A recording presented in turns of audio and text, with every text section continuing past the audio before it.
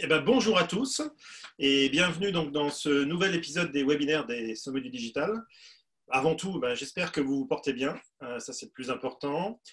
Aujourd'hui, pour traiter du thème la gestion de l'imprévu, nous avons l'immense chance de recevoir le général Pierre-Joseph Givre. Et pour ceux qui étaient avec nous en février à la CLUSA lors de la 5e édition des Sommets du Digital, vous savez à quel point l'homme est brillant et à quel point son partage d'expérience est très riche. Je rappelle que le général dirige aujourd'hui 8000 soldats de montagne. Il a été aussi le conseiller stratégie militaire, innovation et transformation digitale à l'état-major des armées jusqu'en 2018, si je ne dis pas de bêtises. Et à son actif, plusieurs séjours opérationnels à l'étranger, en Bosnie, en Afghanistan et en Irak notamment. C'est donc une véritable opportunité d'entendre aujourd'hui sa vision et ses conseils pour manager ses équipes face à l'imprévu, ou comment préparer la sortie de crise, ou comment anticiper des situations similaires. Voilà, donc c'est un programme assez riche. Alors vous en avez aussi l'habitude, au Sommet du Digital, une large place sera aussi consacrée à vos questions pour un véritable échange, on y tient. Et c'est Sylvie et Louise qui vont se faire porte-parole de vos questions. Je vous laisse donc démarrer ce webinaire qui s'annonce plus que passionnant. C'est à vous. Bonjour à tous. Alors pour les questions, comme d'habitude, soit par le QR de Zoom ou par le petit lien de conversation. Et puis effectivement, Louise compulsera les différentes questions afin que nous puissions en poser en fin de session. Général, bonjour. Ma première question, c'est: l'armée est intervenue en tant que conseillère du pouvoir politique. Pourquoi? Qu'apporte l'armée aux civils? En fait, les forces armées sont faites pour les situations de crise. On est construit, on est instruit, on est formé, on est équipé pour faire face aux situations de crise, dont la situation de crise la plus aiguë étant la guerre. Alors, ce qui est particulier, c'est que là, on est dans une crise sanitaire. Alors, le président de la République a employé le mot guerre. Pourquoi pas? Effectivement, parce qu'il y a des morts, malheureusement. Alors nous, qu'est-ce qu'on fait dans ce cadre-là? Eh bien, en tant que militaire, on apporte notre aide et notre concours à nos concitoyens pour lutter contre le Covid. Alors, ce qui est inédit, c'est probablement en métropole, une telle crise, même si quand on regarde un petit peu l'histoire, même assez récente, il y a déjà eu des crises sanitaires, mais qui n'avaient pas fait l'objet d'une mobilisation aussi forte des services publics et de l'autorité politique. Mais nous, par exemple, on est habitué à ça en Outre-mer. Il y a déjà eu des déploiements militaires pour lutter contre la dengue ou contre les épidémies de chikungunya. Il est normal que les armées participent à cette lutte. Alors, ce qui a été décidé dans le cadre de l'opération Résilience, qui a été déclenchée le 25 mars, c'est qu'effectivement, elles apportent leur concours au service public en tant que de besoin. Donc, moi, j'ai par exemple plus de 1000 soldats de montagne qui sont actuellement déployés dans tout l'arc alpin, à Lyon également, à Marseille. Dans le cadre de cette opération Résilience, nous apportons un concours logistique, de soutien sanitaire, et puis également, on participe à la sécurisation de certains sites sensibles. Voilà quelle est notre place. Mais en parallèle de tout ça, la guerre continue, notamment la guerre au Mali, et on a 50 commandos qui sont engagés là-bas, et puis d'autres soldats qui sont déployés dans le cadre de la lutte antiterroriste, dans le cadre de Sentinelle également, et notamment à Paris. Voilà un peu la situation générale. Donc nous, quand la crise s'est déclenchée, on s'est mis tout de suite en posture opérationnelle. Ça allait de soi pour être prêt à intervenir immédiatement ou en tant qu'ultima ratio, c'est-à-dire en tant qu'ultime recours, au cas où la crise prendrait une ampleur supplémentaire. Très bien. D'après vous, à quoi les entreprises doivent-elles se préparer pour la suite, pour les semaines, les mois à venir? Alors, moi, je ne suis pas devin. Ça, c'est assez intéressant parce que l'un des enseignements de cette crise, après je pourrais peut-être revenir sur quelques leçons également que nous on en tire, c'est que certes, la science est exacte, mais elle ne couvre pas tout le champ de la réalité. Et il y a une part qui est incertaine, d'où ce webinaire sur la gestion de l'incertitude. Donc, en fait, je pense que le gros enjeu pour les entreprises, ce n'est pas d'essayer de remodéliser le futur. Alors, peut-être qu'on tombera sur un modèle qui sera exact, mais plutôt d'utiliser les opportunités que nous offre ce futur. Et ces opportunités, pour les créer ou les identifier, peut-être, probablement il faut de la science, mais il faut également de l'intuition. Et ça, je pense que c'est le rôle du leader qui doit avoir cette vision d'avenir et qui doit être capable de faire des paris. Et du coup, dans ce contexte d'incertitude et de difficulté, comment fixer des objectifs pour ces équipes, des actions à mener, motiver, comment réussir à fédérer? Là aussi, je pense qu'on ne peut pas le faire au dernier moment. C'est un travail de très longue haleine. Il faut avoir construit un système de valeurs. Alors, autour de l'entreprise, je pense que c'est un petit peu plus difficile que pour nous, institutions militaires, sur lesquelles le sens de l'action, sur notre rôle, notre fonction au profit de la société est plutôt clair, même s'il faut toujours le retravailler, et notamment auprès des jeunes générations, mais même parfois des plus anciens, leur rappeler pourquoi vous êtes militaire, qu'est-ce qu'implique ce statut militaire, notamment en termes de disponibilité. Voilà, alors après, pour l'entreprise, moi je pense que c'est là où il faut aller, c'est là où le leader va jouer un rôle très important par son charisme. On pourra peut-être après disserter sur ce qu'est un leader par rapport à un manager. Et puis, il pourra probablement surfer ou s'appuyer sur les valeurs qu'il aura diffusées préalablement à la crise. Je pense que s'il n'y avait pas de valeurs dans l'entreprise avant la crise, ça sera assez compliqué de rebondir. On risque, et probablement au cœur de la crise, il y a déjà dû avoir des vraies difficultés à faire la cohésion et à rassembler les gens autour, ne serait-ce que d'une poursuite partielle ou pour construire la vision du futur. Vous disiez d'ailleurs dans une précédente interview que vous étiez pessimiste sur une chose, c'était l'individualisme et le manque de conscience du collectif. Oui. Est-ce que vous avez toujours cette vision aujourd'hui dans le contexte actuel?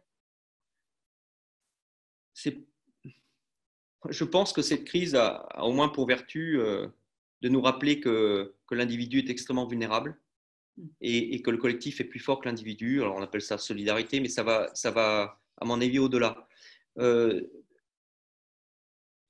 Moi, j'ose espérer, notamment dans la société européenne, que c'est la fin de l'individualisme à tout craint.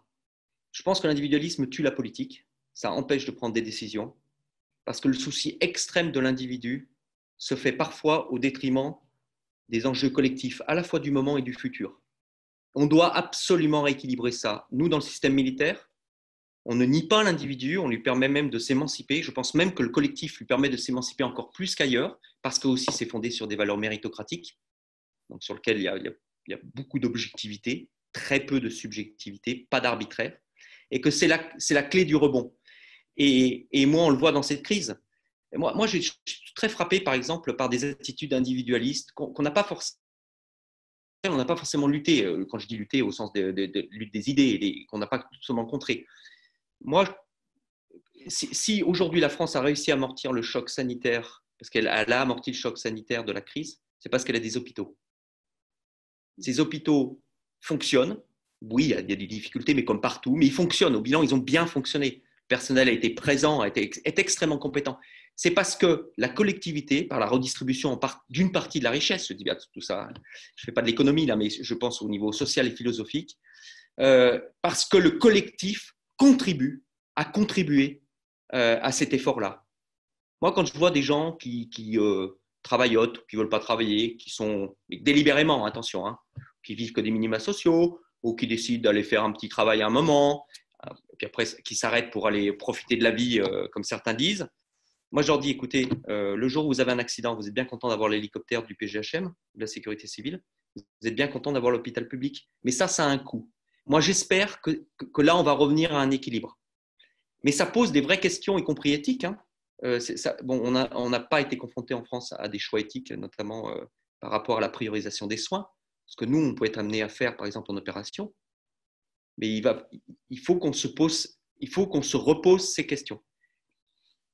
Bien sûr, il faut soigner, bien sûr, il faut prendre soin de l'individu, parce que sans individu heureux, épanoui, il n'y a pas non plus de collectif. Mais je pense que l'individu ne doit pas être roi. Il ne doit plus être roi, en tout cas, ça doit être mis en perspective avec des enjeux collectifs.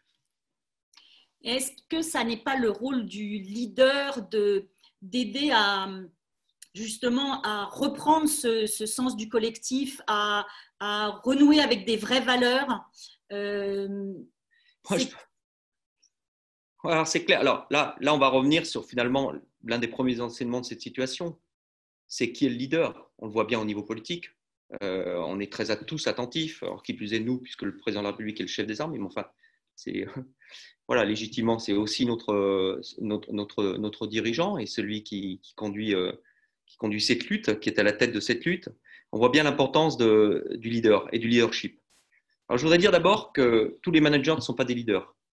Moi, j'aime beaucoup cette citation, je vais lire parce que je ne la connais plus par cœur, mais de John McCain, qui était le sénateur républicain américain, mais qui a été aussi un pilote de l'aéronaval pendant la Seconde Guerre mondiale. Et j'avais lu une interview il y a une quinzaine d'années dans une revue militaire américaine où il faisait les comparaisons entre management et leadership. On voit bien que c'est souvent deux domaines sur lesquels il y a des interférences. Enfin, vous savez très bien au niveau militaire, parce qu'il y a beaucoup de choses qui viennent du milieu militaire, et y compris dans les modes de production, dans les modes d'organisation de l'entreprise, en tout cas dans les années 50-60. Bon, et lui, il disait, et moi j'aime beaucoup cette phrase, à mon avis, elle devrait nous inspirer en permanence, mais surtout, il faut qu'on le traduise concrètement dans l'enseignement. Bon, il disait, le leadership, c'est la combinaison entre une personnalité et une vision. C'est un art.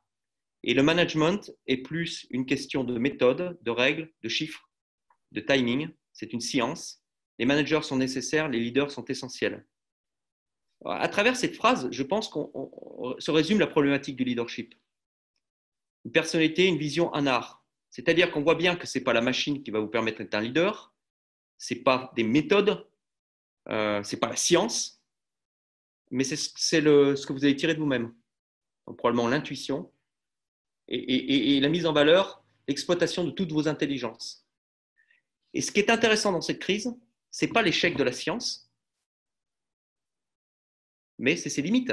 Et quand on parle de l'incertitude, en fait, l'incertitude, c'est toute une part de science ou de raison qu'on ignore, ou que la raison d'aujourd'hui, ou que les capacités scientifiques d'aujourd'hui ignorent. Et le leader, contrairement au manager, qui est sans doute quelqu'un qui est plus scientiste, comme le disait Mike Kane, le leader, il doit aller sur les champs que le manager n'occupe pas. Bien sûr, il doit connaître les références du manager, mais lui, il doit aller sur les champs de l'incertitude. Et dans ces champs d'incertitude, il doit avoir quelques certitudes, ou en tout cas faire des paris, et il doit transmettre cette vision-là à ses subordonnés. Si les gens ont peur, bon, ce n'est pas simplement parce qu'on est dans des sociétés religieuses, globalement, collectivement, c'est aussi parce que beaucoup de gens n'osent pas aller explorer ces parts subjectives de la raison. Pour moi, c'est de la raison, mais c'est une raison qu'on ignore encore aujourd'hui. Et c'est là où doivent les leaders. Et dans les périodes de crise, il rassurera ses subordonnés en leur disant « ça va s'arrêter mi-mai » ou la crise, je ne sais pas, moi, on n'aura que 10 000 morts. Ce n'est pas ça qui va les rassurer. C'est de leur dire que nous, on est plus fort que la crise, c'est qu'on a des valeurs très solides et que collectivement, on s'en sortira. Pas forcément avec le même référentiel qu'aujourd'hui, mais on s'en sortira. Et on s'en sortira pourquoi ? Parce que cette crise va générer des opportunités. Et on ira sur ces opportunités. L'expérience de l'armée à gérer le confinement, est-ce que régulièrement, est-ce que ça peut être partagé par nous tous en tant que civils ? Ça, c'est une question sensible. Vous l'avez vu avec l'actualité. En fait, nous, à la 27e brigade d'infanterie de montagne, et l'armée de terre assez rapidement dans la foulée, on a fait le pari en fait d'un confinement collectif. D'ailleurs, je ne vous cache pas, on a été assez surpris par les premières annonces, non pas nous, en tant que militaires, moi mes idées étaient claires, mais qui en fait étaient des annonces qui s'appliquaient à tous les citoyens, sans aucune distinction, et dans une logique individuelle, avec le risque que le militaire fasse passer sa personne et la considération de sa santé individuelle avant son rôle dans l'organisation et son rôle dans la société. Et en fait, moi, d'emblée, ça c'est le fruit d'une réflexion personnelle de très longue date, des enseignements que j'ai eus, de la conscience que j'ai de ma fonction sociale, j'ai dit non, nous, on ne peut pas faire ça. Alors, à l'exception des gens très fragiles au niveau de la santé, mais nous, on en a très peu. Ça, c'était donc des choix médicaux. Mais nous, on ne peut pas faire ça. Si on applique ça, on va disséminer tous nos soldats dans toute la France, même peut-être à l'étranger pour certains. Et vu les règles très strictes du confinement, et l'absence de transport en commun, en particulier aujourd'hui, ça sera impossible pour nous de les rapatrier. Or, la clé de ce qui fait notre ultima ratio et ce qui fait notre force, nous, c'est le collectif, comme les gendarmes.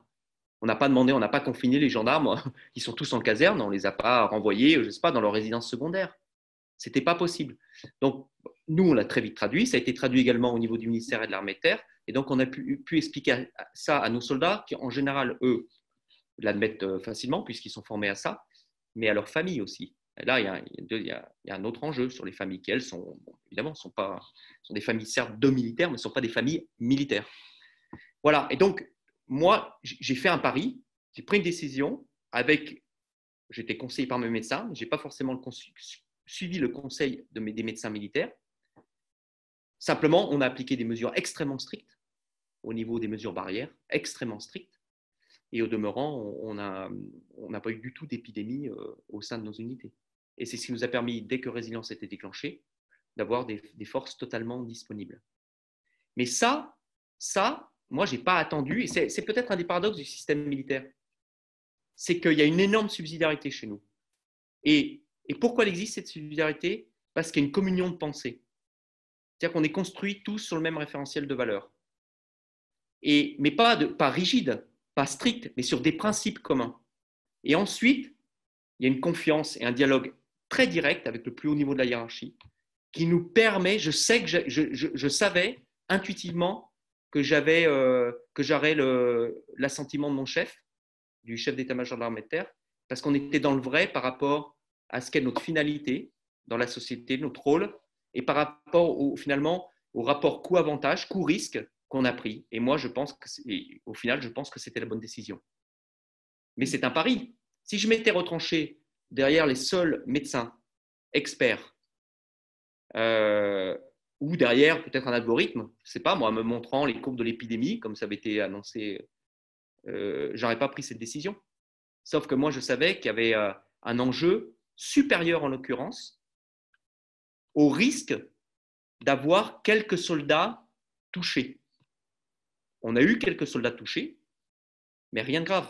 Mais entre autres parce qu'ils sont jeunes. Moi, je m'étais aussi renseigné, on avait regardé ce qui s'était passé ailleurs dans les autres crises. Voilà. Donc ça c'est le genre de décision qui est du niveau d'un leader. Un manager a probablement suivi les algorithmes ou la règle au sens littéral, sachant qu'il y a des managers qui ont bien sûr le profil et les qualités de leader, évidemment. Vous parliez d'algorithme. Est-ce que le digital peut aider à sortir de la crise, à la gérer en tout cas, et à sortir de la crise ? Non, pas plus que d'autres méthodes et d'autres tests. Je ne sais pas. Bien sûr, il faut s'enrichir. Peut-être que les algorithmes nous auront des perspectives, des ouvertures, des intervalles que notre intuition n'auront pas détectés. Moi, je crois beaucoup plus à l'utilisation du digital à travers de nouvelles méthodes de fonctionnement et d'organisation. Je ne sais pas si au moment des sommets digitales, je vous avais parlé de l'enjeu de digitaliser jusqu'au plus bas niveau, jusqu'à nos soldats. C'est-à-dire qu'avoir des systèmes robustes en semaine. Bon, là, aujourd'hui, c'est évident. Alors, je pense que c'est évident pour beaucoup d'entreprises, à travers le télétravail, c'est-à-dire qu'il y a une information directe, qu'on puisse télétravailler. Alors, pour nous, évidemment, le télétravail, c'est quasiment impossible, sauf en état-major, dans des structures centrales, dans l'administration centrale, comme on appelle ça, du ministère.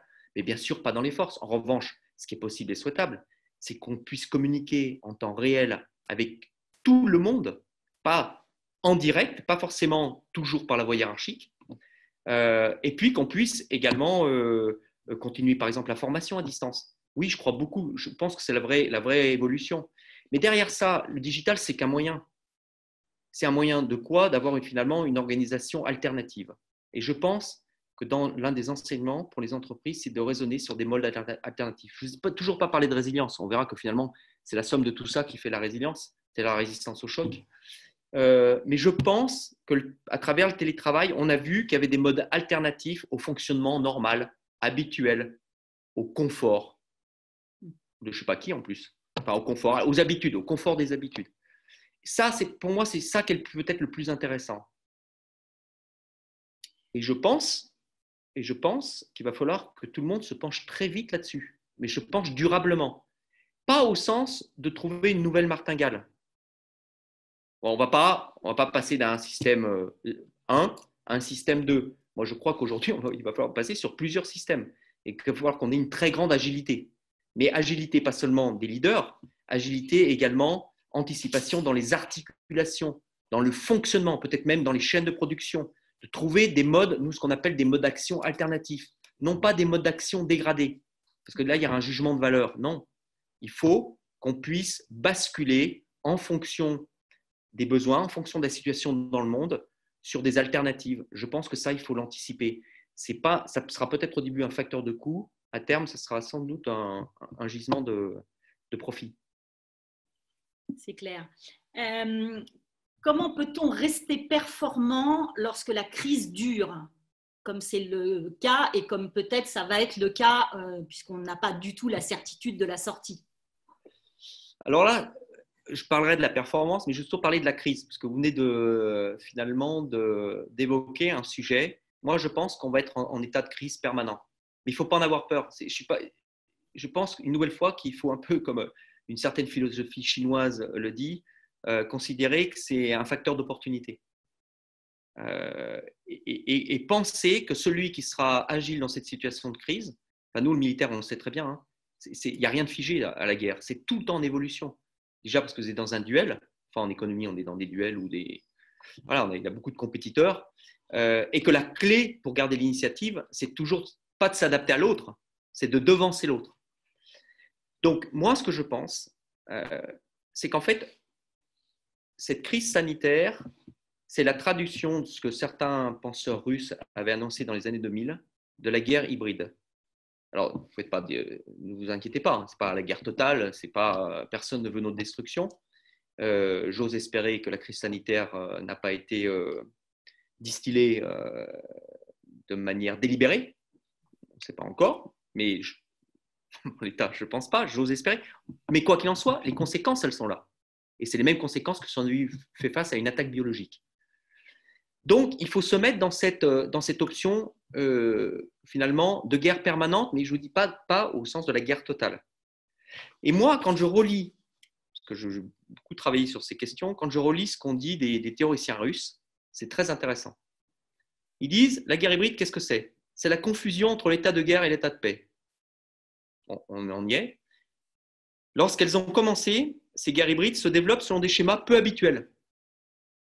C'est le cas. Dans le futur, les guerres ne se feront pas sur une ligne de front, ou pas uniquement, mais sur l'étendue du territoire. C'est-à-dire qu'au-delà de la ligne de confrontation armée, il ne faut pas oublier qu'on est toujours en guerre à l'extérieur, hein, au Mali, en Irak, ça s'est arrêté nulle part, et ça continue. Il y aura des fronts politiques. Souvenez-vous des élections dans nos démocraties qui ont été hackées par des puissances.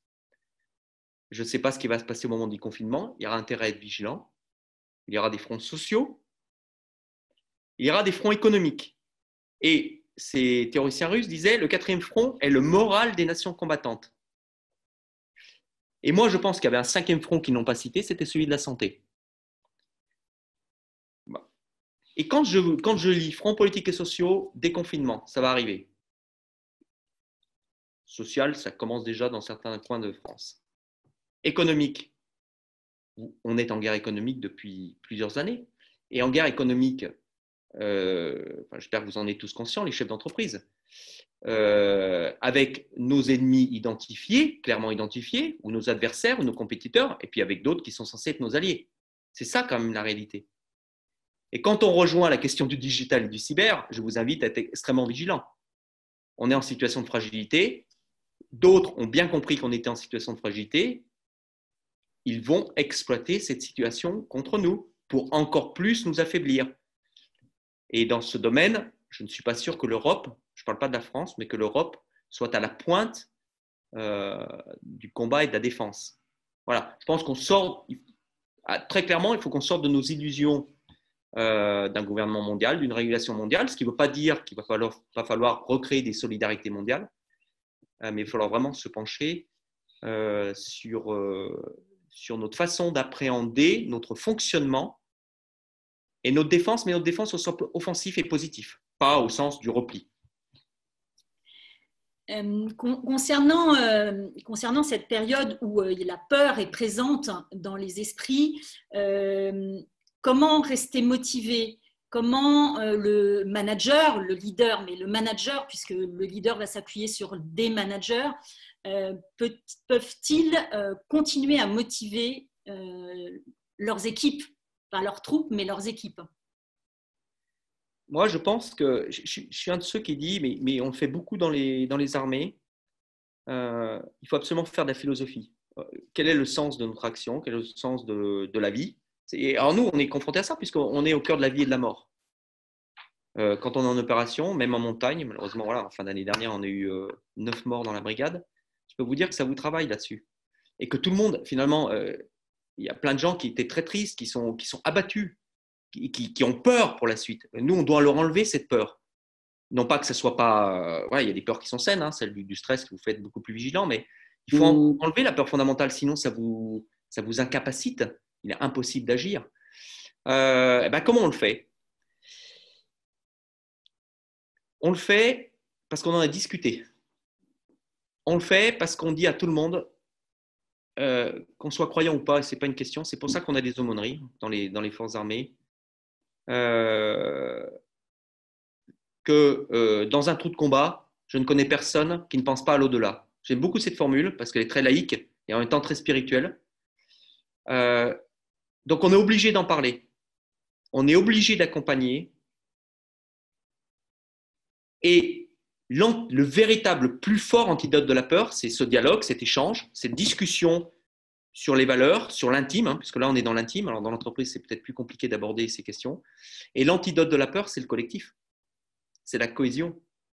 Et en fait, c'est pour ça aussi que les forces armées, on travaille beaucoup l'esprit de groupe, les valeurs communes, les commémorations, les rassemblements, la communion, vous voyez ? Et c'est ça qui fait en fait qu'on va résister à la peur. Donc, une nouvelle fois, si ça n'a pas été anticipé, si on n'a pas pris le temps de se connaître, y compris à titre personnel, on n'a pas eu le temps de passer nos messages, si on n'a pas eu le temps aussi de prendre des mesures concrètes, moi je peux bien dire, ok, n'ayez pas peur, le Covid, etc., n'ayez pas peur, bon, avec tous les gens, bon, mais il faut aussi prendre des mesures concrètes pour nos gens. Donc, c'est des mesures barrières, c'est le souci, c'est aller les voir avec une distanciation sociale qui va bien, c'est leur montrer que les chefs sont présents et qu'eux-mêmes n'ont pas peur. Donc, c'est aussi l'exemplarité. Vous voyez, on est sur tous ces registres. Donc, c'est un travail, je dirais, d'assez longue haleine. Et il faut aussi que le leader ait les idées claires sur ces questions. Si lui-même a peur, il va vous dire aux gens, n'ayez pas peur, c'est comme avec vos enfants. Si vous-même vous avez peur, vous allez leur transmettre. Il n'y a pas besoin de parler. Donc, c'est un travail sur les valeurs, réflexion philosophique, un partage, la connaissance des gens avec qui vous travaillez, et puis le fait de pratiquer collectivement, d'avoir des moments où vous vous retrouvez collectivement, voilà, où le leader s'exprime devant le collectif. Et moi, vous savez, quand on parle de team building, ce n'est pas une mode, hein. Moi je pense que c'est extrêmement vertueux parce que vous vous retrouvez dans des situations difficiles, celles où elles peuvent vous faire peur, parce que l'incertitude peut aussi générer la peur, il n'y a pas que la maladie. Et c'est pour ça que ça fonctionne et que c'est vertueux, parce qu'on voit qu'on peut s'en sortir, et généralement on ne s'en sort pas tout seul, on s'en sort avec les autres. La communication interne que vous avez dans les armées, sans trahir de secret bien évidemment, comment peut-elle nous servir, nous dans le civil, servir au sein d'une entreprise ou au sein d'un groupe? Ouais, je ne vous cache pas que c'est une question que je me suis toujours posée et c'est peut-être la limite de la transposition de notre façon de procéder avec le monde civil. Sauf peut-être dans des entreprises où il y a une très forte identité qui, à mon avis, ne peut être qu'inspirée par le fondateur ou par le dirigeant. Je suis beaucoup plus dubitatif quant à la possibilité de le faire sur des entreprises multinationales, sauf si elles-mêmes ont des très, très grosses identités avec un fondateur charismatique. Moi, je pense que ça tient au fondateur charismatique, au patron. Je pense que c'est peut-être paradoxalement plus facile dans une PME, où quand même le fonctionnement est très orienté autour du leader, avec les inconvénients que ça peut avoir, c'est-à-dire que peut-être les dérives paternalistes, encore qu'on a beaucoup critiqué ça, et je pense que ça avait beaucoup de vertus. Bon, en fait, ceux qui critiquaient ça, c'était les syndicats qui voulaient en fait récupérer ce paternalisme à leur niveau. C'est-à-dire c'était une autre… Au lieu que ce soit le patron qui incarne le collectif, c'est le syndicat qui l'incarnait. Le problème aujourd'hui, c'est que plus personne n'incarne le collectif. Donc, il va falloir retrouver quelqu'un qui l'incarne. Et moi, je préfère que ce soit le patron plutôt que le néant. Parce que le néant fait des sommes d'individus et des comportements qui peuvent devenir rapidement asociaux. Sans parler d'être anti-économique, mais asociaux. Et je pense qu'il y a un gros enjeu là. Alors après, c'est la question du rôle social de l'entreprise. Quel est son rôle social? Mais en même temps, est-ce qu'une entreprise étrangère peut avoir cette même dimension? Oui, si on lui donne une forte autonomie nationale. Et là, ça rejoint un point important, c'est l'identité. On ne peut pas avoir des valeurs fortes si on n'a pas un socle d'identité, je parlais des valeurs, qui soit lui-même fort. Et pour moi, l'identité, sauf si on arrive à l'universalité un jour, je pense qu'on n'arrivera pas si tôt, elle ne peut pas être désincarnée. Elle doit être incarnée localement, elle doit être incarnée avec des gens en qui on a confiance parce qu'on les connaît, pas avec des gens qu'on ne connaît pas avec des incantations sorties du dernier cours de Harvard. À chaque fois, il faut vraiment l'incarner et le porter, être convaincu. Mais ça peut pas être, c'est pas une couche qu'on donne au dernier moment. C'est obligatoirement un travail de très longue haleine de maturation de la part du leader. Et ça passe, à mon sens, beaucoup par le développement personnel. Bien sûr, par la captation de ce qui se passe à l'extérieur, mais beaucoup aussi par des expériences personnelles. Donc, par ce qui nous a été transmis, par les rencontres. Et là, j'invite les gens à sortir de leur classe sociale, de leur segment social, de leur couloir de nage, de rencontrer, parce qu'il y a énormément d'expériences qui sont profitables. Moi, je cherche beaucoup à le faire. Et ça a beaucoup enrichi notamment mon intuition, parce que cette intuition, elle peut être que fondée sur ces références multiples, diverses, parfois contradictoires. Voilà. Donc moi mon problème avec l'entreprise aujourd'hui, c'est cette part entre la force des valeurs et finalement ces enjeux d'ultra productivité ou de rentabilité financière, qui là pour moi est complètement sans valeur et désincarné. Et là on retombe sur la problématique de l'hyper-individualisation et de dynamique de certains qui pour moi sont éminemment dangereuses pour la cohésion de nos sociétés. Finalement, l'humain au centre, il revient toujours au centre. On va parler un petit peu de la sortie de la crise, même si la date est incertaine. Vous avez, l'habitude des sorties de crise et de la façon comment gérer la sortie de crise, comment la préparer, comment communiquer sur cette sortie de crise. La question de la sortie, je sais, est-ce qu'il faut qu'on parle de sortie de crise alors qu'on va être en état et qu'on est en état permanent de crise?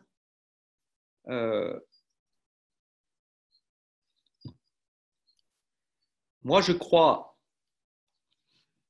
C'est une question extrêmement sensible. Dans un système militaire, c'est pas très compliqué. Parce que nous, on peut le cadencer. On peut être soit très radicaux, on dit OK, c'est terminé, soit être très progressif. Ça n'aura aucune conséquence sur notre fonctionnement. Parce que le système, l'autorité est totalement légitime, incarnée, et elle est distribuée jusqu'au plus bas niveau. Donc, pas de souci. Nos gars, on leur dit, on reste dans cet état de semi-confinement, alors avec nonobstant les problèmes familiaux qui sont une autre question, le fait qu'ils soient isolés. Mais dans le fonctionnement, ils sont habitués en opération. On reste 4 mois, 6 mois, 1 an. Donc, ce n'est pas un souci. Donc, nous, on peut rester en mode crise. C'est notre ADN, en fait. Le mode crise et le mode guerre. Et à la limite, c'est un peu terrible à dire, mais nous, on est presque. C'est comme un urgentiste. Il est à l'aise quand c'est la crise. Voilà. Quand il n'y a rien à faire, il s'embête. Il a l'impression que c'est plat, que c'est pas intéressant. Donc, on est construit comme ça. Donc, nous, moi, je n'ai pas de difficulté avec ça. Moi, je pense que la vraie difficulté qu'il va y avoir, une nouvelle fois, c'est l'incertitude. Et pas l'incertitude pour le chef. Il y a peut-être des chefs. Moi, je pense qu'il y a pas mal de chefs d'entreprise qui ont une idée assez claire de la manière dont ils vont reprendre leur activité. Le problème, c'est que leur autorité à eux, qui est l'autorité qui dicte la loi, les règles, l'autorité politique, elle est confrontée à ce dilemme avantage-risque. C'est ce qui fait probablement que pour l'instant, on n'a pas une vision claire de ce qui va se passer et qu'on risque d'avoir finalement des confinements à plusieurs vitesses. ce qui va être probablement assez difficile à gérer. Voilà ce que je peux vous dire. Et le problème, c'est que vous, contrairement à nous, vous pouvez, enfin même nous, vous pouvez difficilement vous substituer à l'autorité publique, civile, parce qu'il y a des enjeux réglementaires, de droit. Peut-être vos salariés pourront vous opposer des décisions que vous pourriez prendre. Nous, on n'est pas dans ces cas de figure. On est évidemment très contrôlé, très supervisé, mais comme je vous ai dit, il y a une très grande subsidiarité. Ça, c'est lié à la guerre. En fait, on est obligé de s'adapter en permanence aux circonstances ou de les anticiper. Et on nous laisse une liberté d'action. Vous, la vraie difficulté pour vous, c'est la liberté d'action réglementaire et juridique, à mon sens. Hein. Donc, moi, le conseil que je dirais, c'est peut-être de bien se pencher et de bien suivre tout ce qui va se présenter, tout ce qui va être annoncé, même si c'est notamment par rapport à vos ministères de rattachement, ceux qui sont censés vous… Et en revanche, regardez ça de manière très précise et de voir où sont les intervalles et les opportunités. Et la deuxième chose qu'il va faire, c'est de garantir à vos salariés que cette reprise, elle se fait dans leur intérêt.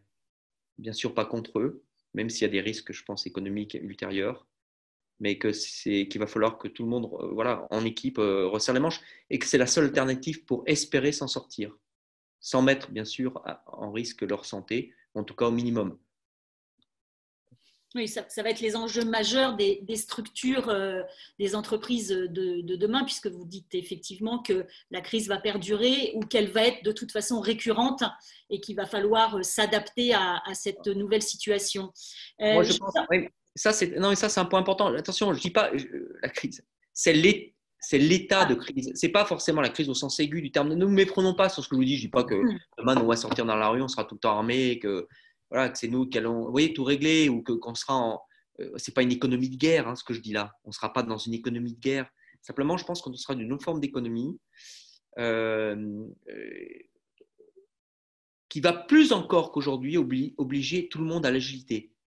Or, j'observe quand même que la flexibilité tant vantée en France, elle existe dans certains registres, elle existe moins dans d'autres. J'observe aussi qu'en cette période, j'ai un exemple assez intéressant du CEA Tech à Grenoble et avec des entreprises et le CHU de Nantes, avec une trentaine d'entreprises. En 3 semaines, ils ont réussi à sortir un nouveau respirateur artificiel qui coûtera 1 000 €, qui en temps normal aurait nécessité un développement de 3 ans. Mais pourquoi aussi? Parce que personne les embête au niveau administratif, au niveau des normes. Donc là aussi, il va falloir qu'on regarde. Nous aussi, on a beaucoup de normes dans l'armée, mais on a une liberté d'action. On nous laisse une liberté d'appréciation. Ça aussi, il va falloir que tout le monde l'accepte et que les individus acceptent que le principe de précaution s'efface en partie pour redonner cette marge et cette capacité locale d'initiative et d'appréhension du risque. Mais ça aussi, ça sera accepté si on a le sentiment que les leaders sont imprégnés de l'absolu souci de leurs subordonnés. Enfin, vous voyez que nous, on prend beaucoup de risques dans le métier militaire. On prend toujours des risques calculés, mais on prend beaucoup de risques. Ils sont toujours calculés. Je me dis, moi, qu'en dessous de 80%, si je ne suis pas capable de maîtriser 80% des situations, il faut vraiment que je sois acculé pour lancer l'opération. En plus, ça dépend des circonstances. Hein. Mais j'admets 20% d'incertitude que je comble par la confiance générée auprès de mes subordonnés parce que nous sommes très entraînés, nous partageons les mêmes valeurs, je connais très bien mes subordonnés et je l'accepte. Et je sais que si ces 20% finalement ne nous atteignent pas, ces 20%, on va gagner en confiance supplémentaire et on va gagner en capacité d'action supplémentaire quand la crise sera plus aiguë. Et ça c'est à bien appréhender par le responsable civil et le responsable économique, nonobstant toutes les règles et parfois les contraintes que vous avez. Mais moi, je parle plus d'impératif. Parce qu'en revanche, si on parvient à trouver cet équilibre, ça vous donne une liberté d'action considérable. Parce que la sécurité, c'est aussi un impératif pour la liberté d'action. Si vous ne prenez pas soin de vos gens, ils n'auront pas confiance en vous. C'est évident. En même temps, si vous êtes trop précautionneux, vous brisez toute initiative et vous ne serez pas adaptable à des circonstances difficiles. Donc, on est bien dans cet équilibre et ça, le seul qui peut se juger, ce n'est pas un ordinateur, ce n'est pas un algorithme, ce n'est pas un expert extérieur, surtout pas un expert, c'est le seul généraliste qui soit, c'est-à-dire le leader. Parce que lui a une vision macro de la complexité qui fait la performance. Et là, je reviens à la notion de performance. Performance, ce n'est pas que des chiffres. Et j'ai envie de dire, c'est aussi la communication de ce leader avec ses troupes qui est importante. Oui, mais la communication, enfin, ça va de soi. Alors, ça va de soi, mais ce n'est pas toujours facile à mettre en œuvre. Oui, c'est la communication. Mais communiquer, c'est… Voilà, je suis avec vous, je communique. Ce n'est pas simplement les mots que je prononce. C'est la tonalité que j'y mets. C'est l'intensité que j'y mets. C'est la conviction que j'y mets. Mais ma crédibilité vis-à-vis de vous, elle est parce que vous m'avez déjà vu en direct lors d'un séminaire, parce que vous avez entendu parler. Et ma crédibilité, c'est parce que mes gens m'ont vu sur le terrain, m'ont vu en action, connaissent mon parcours. Alors là aussi, l'exemplarité, elle est fondamentale. On ne peut pas exiger, par exemple, de ces gens le respect des mesures barrières si nous-mêmes, on fait n'importe quoi. Comme des ministres dans certains pays qui étaient allés en famille sur la plage. Bon, c'est des cas extrêmes et puis c'est des cas marginaux, évidemment. Mais voilà, mais le leader a besoin… C'est tout ça, la communication. Ce ne sont pas que des outils. Bien sûr, les outils sont importants. C'est un contenu. Et le contenant, le plus important de la communication, ce n'est pas le moyen technologique, c'est vous. C'est nous le vecteur principal. C'est ce qu'on renvoie. Et ça ne fait pas d'un seul coup, de baguette magique. Ça se travaille. Alors, parfois, il peut y avoir des révélations. Hein. Mais ça se travaille et c'est comme un champ. Enfin, si vous ne l'avez pas labouré, vous pouvez mettre des semences, ça ne marchera pas. C'est clair. Je vais passer aux questions de nos auditeurs. Alors, j'ai une question qui est: comment pourrions-nous essaimer au sein de la population française une relation aux peurs individuelles différentes, en s'inspirant des enseignements et principes insufflés à nos militaires? Mais je pense que ça passe déjà par le fait qu'il faut savoir aborder la mort dans nos sociétés. C'est pas qu'une question, c'est une question religieuse, mais pas simplement au sens de la foi. Hein. Moi, je ne suis pas sur ce registre, bien que ça puisse intervenir dans la résilience des gens. Mais ouais, il faut qu'on reparle de la question de vie, de mort, comment on aborde ça, de notre relation aux plus anciens. Je pense que la peur, elle vient aussi beaucoup de ça. On n'a pas de détachement par rapport au flot d'informations extrêmement anxiogènes qui nous arrivent. Je pense qu'on compte trop sur la science pour nous délivrer de cette peur, alors qu'en fait, c'est une question philosophique et spirituelle. Et que nous, dans notre fonctionnement, comme nous, il faut absolument qu'on soit résilient à la peur, parce que sinon, on ne fait rien. Hein. Parce que nous, on est dans un monde extrêmement anxiogène dans l'absolu. Et pourtant, nos gens, je ne crois pas qu'ils soient névrosés ou… Au contraire, c'est parce qu'on en parle, parce qu'on a des rituels, parce qu'on a des cérémonies, parce qu'on a des aumôniers, parce qu'on ne nie pas cette réalité possible. Et que nous, en plus, non seulement on peut recevoir la mort, mais on peut être amené à la donner. Donc, je veux dire, si vous n'avez pas réfléchi à cette question, soit vous devenez malade, voilà, soit vous devenez un Rambo. Les deux sont aussi graves l'un que l'autre. Le Rambo, c'est celui qui ne réfléchit plus, quoi, qui est une mécanique, qui est un automate de guerre, donc qui fait n'importe quoi. Voilà, donc je pense qu'il y a une vraie question. Vous savez, ça pose vraiment la question de notre rapport en France, probablement là-dessus aux religions. Moi, c'est vrai que les gens vont aussi chez les psychologues, hein, qui sont finalement des docteurs de l'âme, en fait, qui sont nos guides de l'âme et nos docteurs de l'âme. C'est très compliqué, hein. Et je pense qu'il y a une vraie difficulté en France là-dessus, même si ça a beaucoup évolué depuis 10 ans, 15 ans. Vous savez, à un moment, on parlait du zéro mort. Hein, on était presque dans des sociétés où on nous expliquait que, il y a encore des hommes aux États-Unis, hein, il faudrait qu'on les entende aussi, qui nous expliquent qu'on peut rester vieux très longtemps. Moi, j'y crois pas. Et en plus, surtout, je crois que c'est pas souhaitable, parce que là, on va devenir vraiment fou. Donc, déjà, si on en parle de tout ça, même au sein d'une entreprise, avec des avis différents, parce que nous, on a des avis différents, il y a des gens qui croient, des gens qui ne croient pas. Mais rien que ça sera positif. Donc oui, il faudrait peut-être qu'on ait des assises sur la question de la mort ou de la fin de vie. ou de la vie tout. En fait, ça rejoint la vie tout court. Voilà, je ne peux pas vous dire beaucoup plus, mais je pense qu'on aura moins d'interrogations également si on a un collectif plus fort. Parce que ces interrogations, elles viennent surtout quand on est face à soi-même. On n'est pas toujours obligé d'être tous face à nous-mêmes en grande difficulté. Merci. Alors, je lis les questions. Pour rebondir sur la question de motivation, quels sont les outils utilisés par l'armée pour mesurer l'état du moral des troupes? En fait, on a un dispositif qui s'appelle le rapport sur le moral, qui a lieu tous les 2 ans par une enquête directe. C'est une enquête extrêmement approfondie qui se fait par catégorie, c'est-à-dire les chefs sont interrogés, les officiers sont interrogés, les sous-officiers sont interrogés, les militaires du sont interrogés. Et ils disent exactement ce qu'ils pensent de la situation. Ils sont sur plein de registres. On leur demande est-ce que vos conditions de vie sont bien? Est-ce que vos chefs sont des bons chefs? Est-ce que vos équipements fonctionnent bien? Est-ce que vous êtes bien nourris? Qu'est-ce que vous pensez de votre solde, c'est-à-dire votre salaire? Qu'est-ce que vous pensez des prestations sociales au profit des militaires? Ils peuvent s'exprimer totalement librement.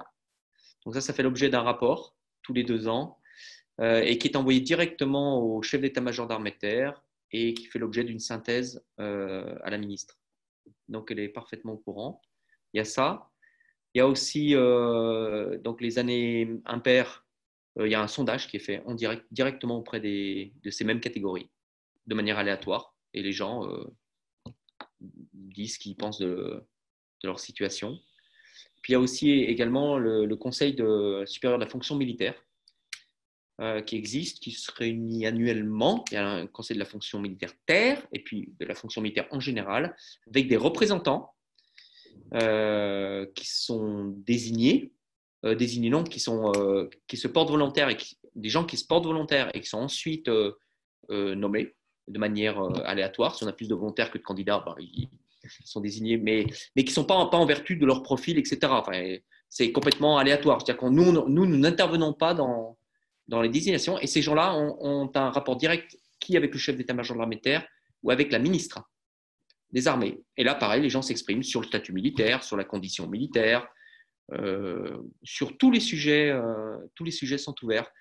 Donc, il y a une forme de démocratie et d'échange. C'est très important, hein. Très, très important. Et je trouve que c'est un système qui, pour moi, est équilibré. Et dernier point, en interne, au sein de chaque régiment, bataillon, vous avez des représentants de catégorie. Un représentant des officiers élus, un représentant des sous-officiers élus, un représentant des militaires du rang élus, parmi les pairs, sans que le commandement n'intervienne. Et ces personnes-là, ils sont en parallèle de la chaîne hiérarchique et ils interviennent à l'horizontale directement auprès du colonel, où ils peuvent avoir accès à moi directement pour faire part de ce qui se passe, de difficultés par exemple dans telle ou telle unité, problème de chef, de quoi ça peut arriver, c'est assez rare mais ça peut arriver, ou d'autres difficultés. Alors, par exemple, moi, au niveau de la brigade, j'ai 2 fois par an un séminaire avec les sous-officiers, leurs représentants qu'avec eux, personne d'autre, et avec les militaires du rang. Et ils m'exposent toutes les problématiques et moi j'échange avec eux, je leur dis ce qu'on fait pour eux, ce qu'on ne peut pas faire. Voilà, par exemple, sur la question des retraites, ça fait beaucoup l'objet d'échanges. De la réforme des retraites, puisqu'il y a également des conséquences pour les armées. Voilà. Comment ça fonctionne? C'est nos représentants syndicaux à nous, si vous voulez. Sauf que le chef du syndicat, c'est le chef de corps ou le général. Vous voyez comment ça fonctionne? Mais vous savez, hein, c'est un système dans lequel on est très à l'écoute. On ne peut pas feindre là non plus. On ne peut pas dire, mais tu diras ça ou tu diras ça à la ministre, tu ne diras pas ça. En fait, on fait confiance. Hein. Enfin, et nous, ça nous renvoie beaucoup de choses très positives. Sauf que ce qu'on sait, la garantie qu'on a, c'est que c'est fait de manière très loyale. En fait, les gens nous disent la vérité. Et je pense que même l'essence même de la loyauté, c'est de dire la vérité. C'est la forme suprême de la loyauté. Ce n'est pas l'indiscipline de dire la vérité ou de dire ce qui dérange. Au contraire. Voilà. Et quand nous, on est capable de l'écouter et puis de prendre des mesures, de le faire remonter au plus haut niveau, voilà, c'est très positif. Et la confiance s'instaure aussi comme ça. J'ai une autre question. Comment redonner certaines valeurs dont l'armée est porteuse à l'ensemble de la population? Comment les faire adhérer selon vous afin de créer un collectif, une unité? Alors là, je vais être très prudent sur sur la réponse que je vais vous donner. Tout ce que j'ai dit là, une nouvelle fois, c'est un partage d'expérience. Moi, je n'ai pas la prétention de dire que nos valeurs sont supérieures à celles du civil, qu'elles sont complètement, elles sont compatibles, ça c'est sûr. S'ils ne l'étaient pas, ça serait très grave.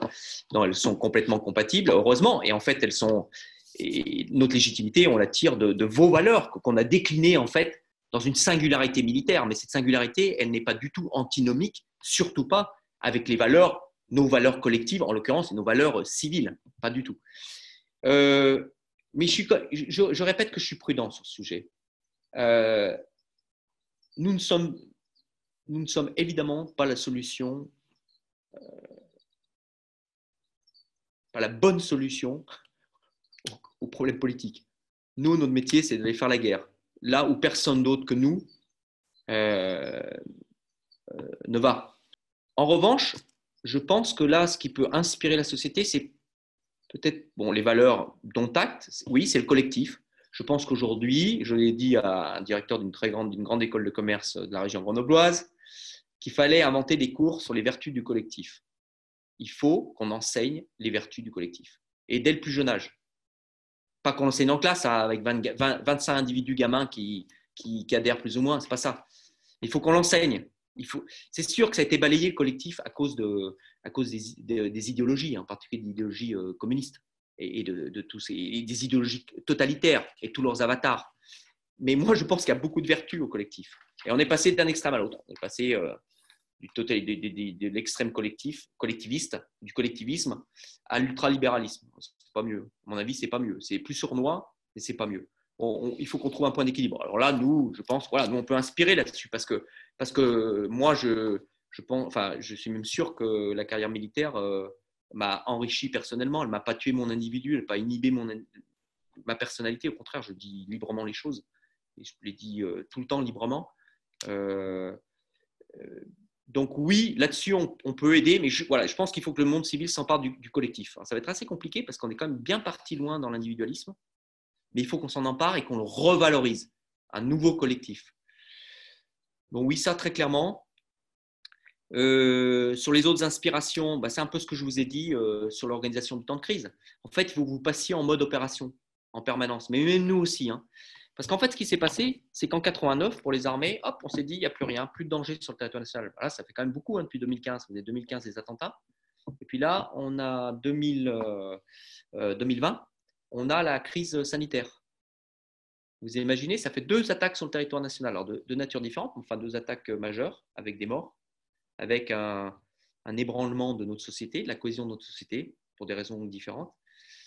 Je pense là-dessus que notamment les entreprises, mais peut-être aussi le système scolaire, d'une certaine manière, enfin d'autres grands collectifs, en l'occurrence, ou dans de grandes institutions, oui, doivent s'inspirer, doivent passer en mode opérationnel. Alors ça a des conséquences quand même. Alors on ne doit pas être tout le temps, ça ne veut pas dire à fond, etc., mais on est beaucoup plus souple, beaucoup plus agile, il doit y avoir un seul chef. Nous, on a l'habitude de dire un chef, une mission, des moyens, et non pas, moi, ce que j'ai même entendu au sein du ministère, mais qui demain, avec la ministre aujourd'hui, va évoluer, je suis persuadé, un responsable, un contrat, une performance. C'est quand même… Vous voyez la différence ? Un chef, une mission, des moyens. Et quand je dis ça, ce n'est pas au détriment des autres individus, ce n'est pas au détriment de l'expression, ce n'est pas au détriment… C'est pas dire qu'il y aura une discipline prussienne. Non, pas du tout.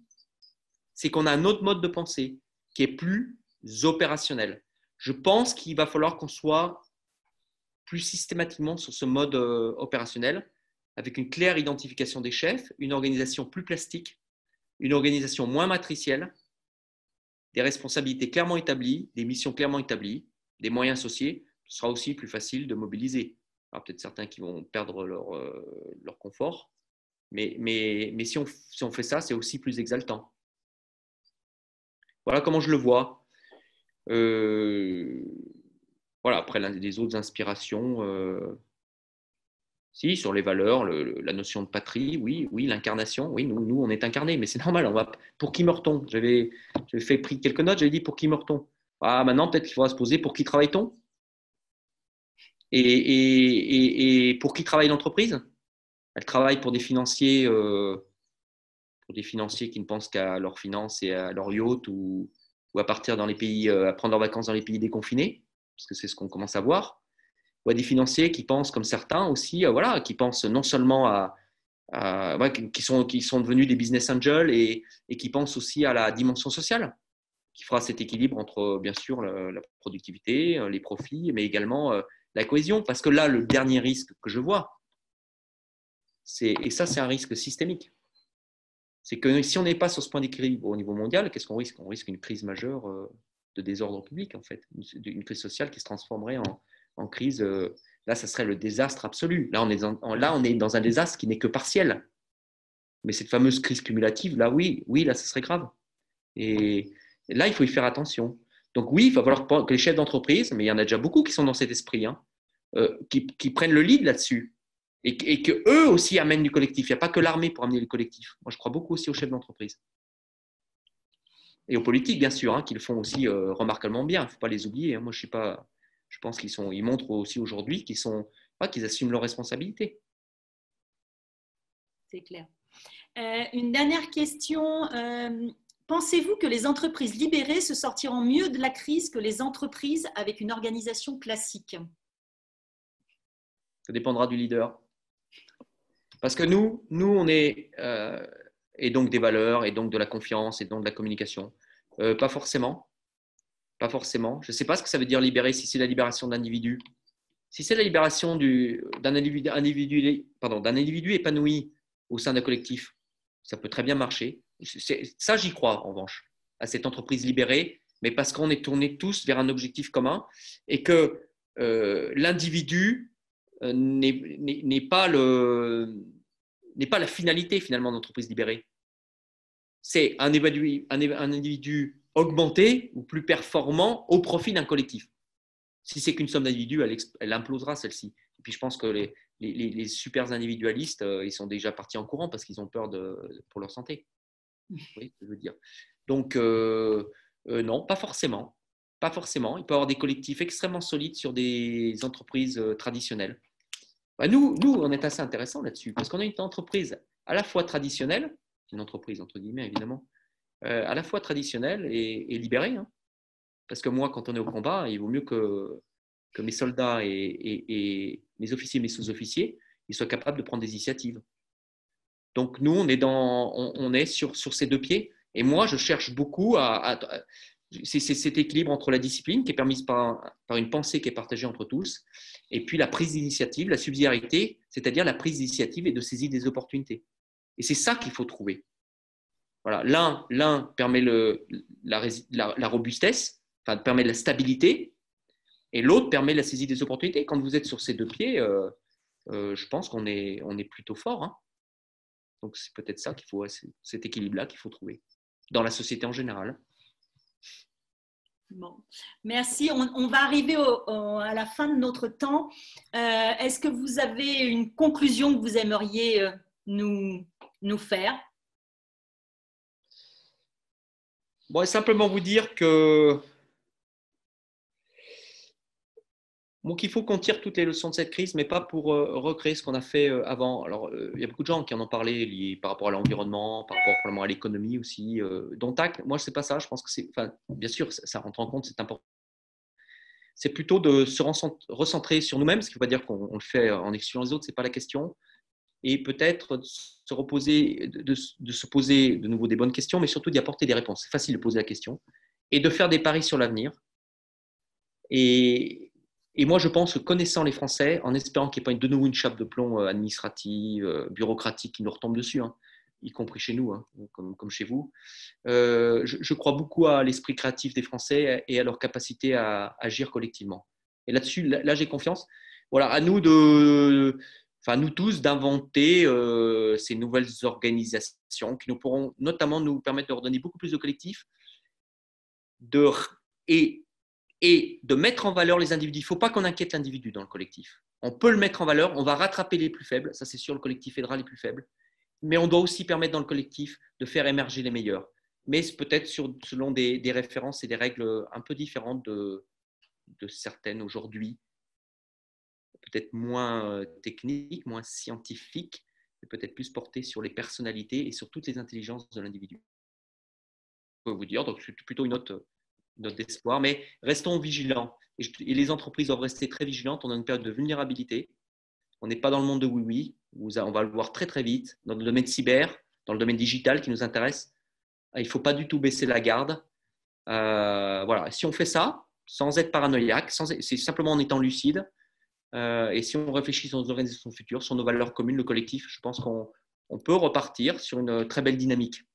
Eh bien, merci de votre intervention. Merci de tous ces… Voilà, c'est toujours passionnant. Je vais passer la parole à Xavier pour le mot de la fin et puis peut-être pour annoncer le prochain webinaire. Merci beaucoup. Je vous en prie, merci Sophie. Merci beaucoup. C'était vraiment très inspirant et passionnant, comme tu le dis. On a énormément de questions, donc on n'a pas pu toutes les passer. Hein. On est vraiment désolé parce qu'en plus, il y avait des questions vraiment très intéressantes. Mais bon, on ne peut pas tout faire. On n'avait qu'une heure.